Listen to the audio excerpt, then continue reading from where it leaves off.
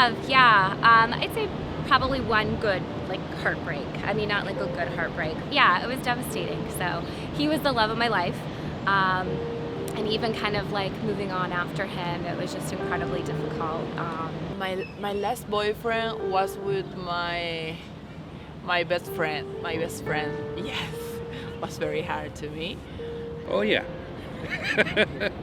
Devastating, absolutely devastating. And literally, heartbreak is not a metaphor. It really feels like your heart is being pulled apart.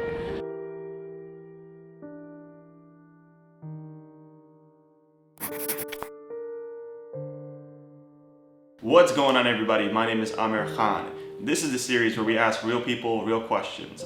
This week we're asking them if they've ever had their heart broken. And remember, if you have any questions that you think would be amazing for this series, definitely leave them in the comments below and we will shout you out if we use them. But without further ado, My last boyfriend was with my best friend. My best friend, yes, was very hard to me. But they have a great family today, and these things happen. You know, we don't have the total control to the person. You know, and it's another experience. And I feel good with this situation now. I'm very happy to them, and that's it. Probably my biggest heartbreak would be when my first dog passed away. Yeah, I did get another dog since then, but didn't replace the first one. You know, now I look back and I have good memories of her, but wish she could have been around forever. There was once where I was dating this girl in high school, but it didn't work out well because like our lifestyle was completely different, and I was questioning it too. So, but I was scared to be like, do I want to break up with you, or do I want to put an effort and like try to adapt to your lifestyle and like you know what I'm talking about. But then she was just like, yeah, I want to break up. I was like, damn, I bet. And then I got my heart broken. But then like a week later, I was like, hey, look, new girl. That's it. So basically, like, New York City is tough. Just know being nice. You gotta like. Once you break up, you move on. There's no like, oh shit, like I'm gonna be depressed and shit. It's like hot potatoes, you know what I'm saying? Like it's just like, oh shit, you break up, I move on to the next one. Oh shit, you break up, you move on to the next and next and next. That's how it goes in New York City. Yes, I did, and it was a long time ago. It was in 5th grade. So looking back, it feels really small, but at the moment, it was crushing my entire world. There was this girl in my class named Joyce, who I thought was so beautiful, and from the beginning of the school year I really liked her. I remember like it was like my first big move, like trying to appeal to my crush. I had gotten like a little, not like a diamond, like the cheap kind that you get, I don't know, like for $5, and I gave it to her and I slipped it into her backpack and I was like, I want you to have this, your secret admirer, like very cryptic 5th grade style, you know? I managed to somehow convince her to like go out on a double date with a friend of mine and his girlfriend. And we went to the place across the street from school, and it was super cute, and I thought it was going great until a week later. A mutual friend told me that she overheard Joyce talking to her friend, and Joyce had said, oh, I just don't want to break his heart. And kind of from that moment, I knew that it was going nowhere, but I spiraled into like what I thought at the time was a very deep depression. I was sad for a few days, but it's just like, when you're young, all these emotions feel so incredibly powerful, and it's your first time dealing with them, and I just remember feeling like there was no way that I could go on. Yeah. I have, yeah. I'd say probably one good, like, heartbreak. I mean, not like a good heartbreak, but, you know, not, you know, you have like the high school kind of things going on, but I think I had one major heartache, and it really it changed my life. Yeah, it was devastating. So he was the love of my life, and even kind of like moving on after him, it was just incredibly difficult.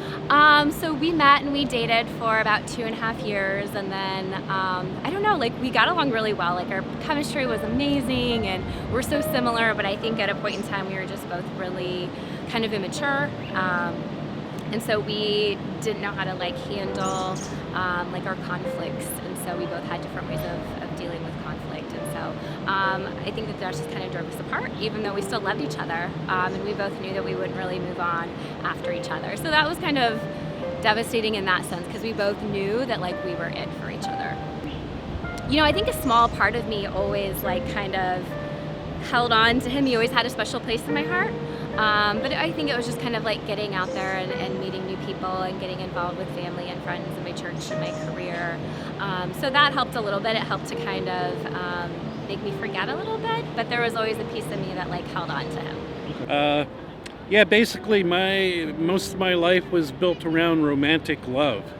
And like everything else that I do, when I do it, I'm there 100%. You might know this song, When a Man Loves a Woman. Yeah. That was me. She says, go sleep out in the rain because that's the way it's supposed to be. I would do that.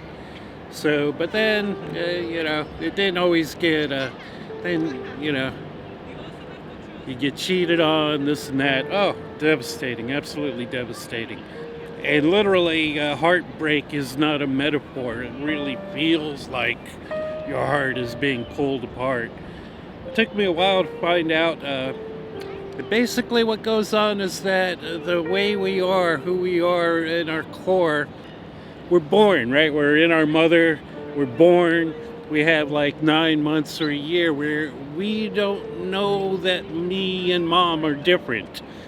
And that's in psychology, that's called the state of merging essence. And it's only as we develop a personality in order to deal with the shocks of the world that we start feeling this sense of separation. Really, just love, you know, just love. You know, and just love, it doesn't, it's interesting what love is, because a lot of people, they think love is, you get something from love.